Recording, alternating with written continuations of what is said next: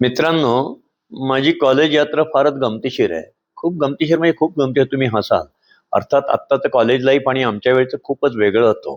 आता मी म्हातारा-बितारा नाही तरी पण 1950 साली जन्मलं ते मला कसं लपवता येईल? तर 50 साली जन्मलो आणि आमच्या वेळेला मॅट्रिक होती. आता तुम्ही 10वी आणि 12वी होते ना, त्यावेळेला मॅट्रिक म्हणायचे 11वी. आणि 1966 साली म्हणजे वयाच्या 16 वर्षी मी पहिल्या झटक्यात मॅट्रिक पास झालो. याचा माझ्यापेक्षा माझ्या आई-वडिलांना भयंकर आनंद झाला. पोरगं पहिल्या झटक्यात मॅट्रिकला पास होणं म्हणजे आमच्याकडे त्यावेळेला भरपूर अतिशय हुशार असल्याचे होऊच शकायचं नाही. नाहीतर ऑक्टोबर नावाची परीक्षा असायची. खाणार बरं का, एक तरी वारी करणारा ऑक्टोबरला बसावंच लागणार याला. मी पहिल्या झटक्यात मॅट्रिक पास झालो आणि आपल्याला किती मार्क पडले माहितीये का? हसू नका. तुमचे 92, 93, 95 कॉम्पिटिशन प्लीज हसू नका. आमच्या वेळेला खूप झाले. 56% 5वर 6. अरे 56% मार्क छोटे नाही. माझ्या आईला वाटलं काय पोरगं हुशार आहे. माझं वय वर्ष 16. आम्ही मस्त सोमवार पेठेत कसबा पेठेत राहायचो. आई म्हणली अरे पोरग काय हुशार आहे.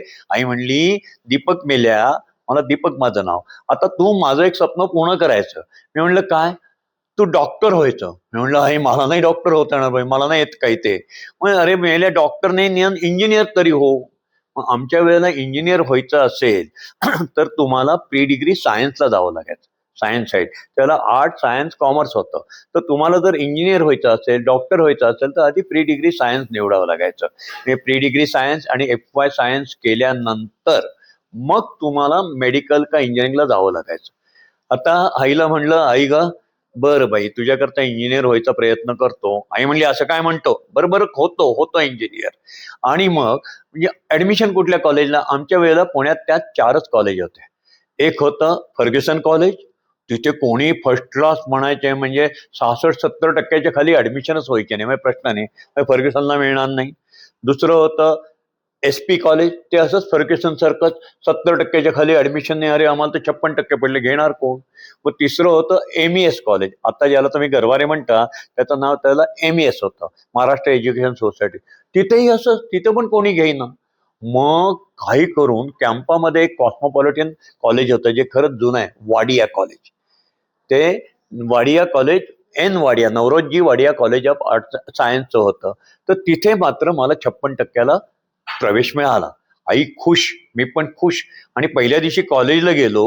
अरे बापरे, ते कॉलेज म्हणजे सगळे श्रीमंत पोरांचं कॅम्पातलं. MS ला गेलं असतं तर जोशी, कुलकर्णी, देशपांडे, चव्हाण, कांबळे कोणीतरी सापडले असते. फर्ग्युसनला नक्कीच लेले, नेने, एकारांती सगळे सापडले असते. SP कॉलेजला तसेच गोखले, जोशी सापडले असते. इथं म्हणजे सगळे कॉस्मो, कोणी मोटरसायकलवर येतंय, ते बेल बॉटमच्या पॅन्ट, ते कडक रुबाबदार आणि सगळ्या त्या फॅशनेबल मुलं मुली. आणि तिथे सगळे फाडफाड इंग्लिश बोलतात. आणि चला माझं आयुष्य, मी शाळेत शिकलो. आपली पहिली शाळा दगडीवाडा, एक पुण्यामध्ये मस्त दगडीवाडा नावाची शाळा आहे, अजून कदाचित असेल. दगडीवाडीच्या शाळेत आठवत आहे. आमच्याकडे मॉन्टेसरी हा प्रकार नव्हता बरं का त्यावेळेला, डायरेक्ट पहिली. पहिलीची शाळा नाही, सॉरी, पहिलीची आधी काहीतरी होता बाबा वर्ग, बघा असं मेमरी जाते. तर दगडीवाडा काय आठवतंय तुला? हे मग काय होतं? बालवाडी, बालवाडी पण होती की नाही माहित नाही, पण तो दगडीवाडा नावाचा दगडीवाडा होता. तिथे शाळा भरायची. तिथे बोकील मास्तर असायचे, असे मिशीवाले. ती पगडी, पुणेरी पगडी, पायात त्या खडा, गणपतीची, कसबा गणपती मिरवणुकीला ते पुढे असायचे. आणि आम्हाला आठवतं आम्ही कधी एकदा 26 जानेवारी, 15 ऑगस्ट याचं वाट बघायचे. आणि त्या दिवशी आम्हाला त्या नारळाची बर्फी द्यायची. इतके खुश असायचो आम्ही. आणि उशीर झाला तर हातावर छडी पण असायची. पण नारळाची बर्फीच्या नादामध्ये छडी काहीच वाटायची नाही. आता त्या शाळेतनं शिकलो. कुठे? ती शाळा आली बुधवार पेठेत. आम्ही कसबा गणपतीपाशी राहायचो, चालत दिसतावर. तिथनं आम्ही पहिली, दुसरी, तिसरी, चौथी, 25 नंबर कॉर्पोरेशनची शाळेत. ती सकाळ दुपार भरणारी शाळा, म्हणजे परत सगळं मराठी वातावरण. आणि तिथनं चक्क 1 नंबरची मंडईतली शाळा, खाजगीवाले वाडा म्हणतात तिथली, 5वीला. अशा प्रकारे 5वी पर्यंत कॉर्पोरेशनची शाळा, 6वी नंतर भारत हायस्कूल.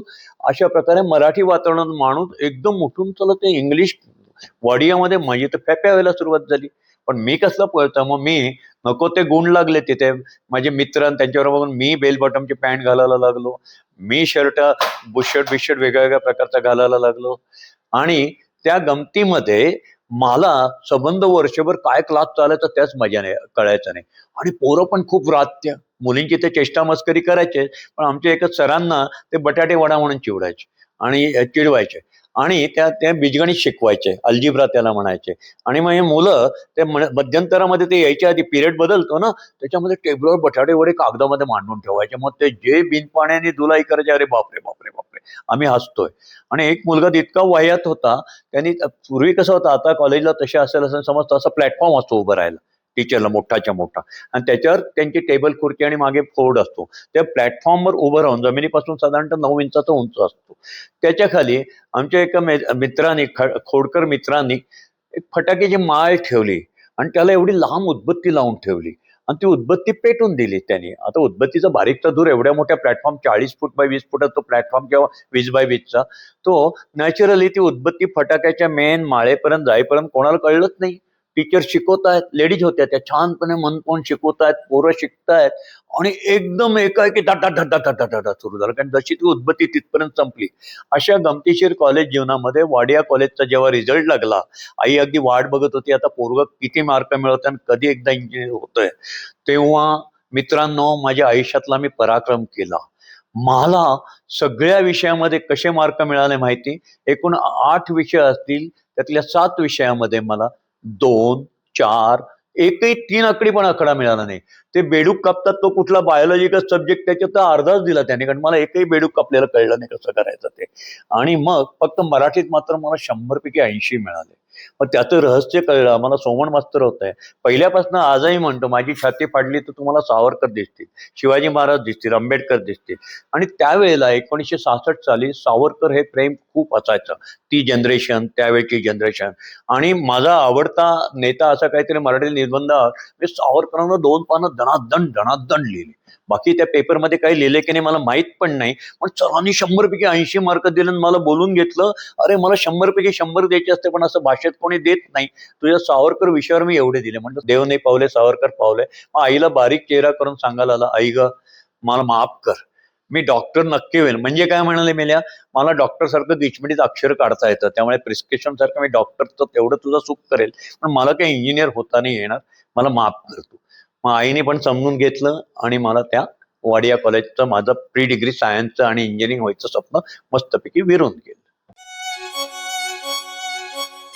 घरासाठी काडी काडी जमवतात माणसं, टुमदार स्वप्नात रंगतात माणसं, छान छान घरात राहतात माणसं, जेव्हा भेटतात घराला घरपण देणारी माणसं, घराला घरपण देणारी माणसं. DSK, घराला घरपण देणारी माणसं.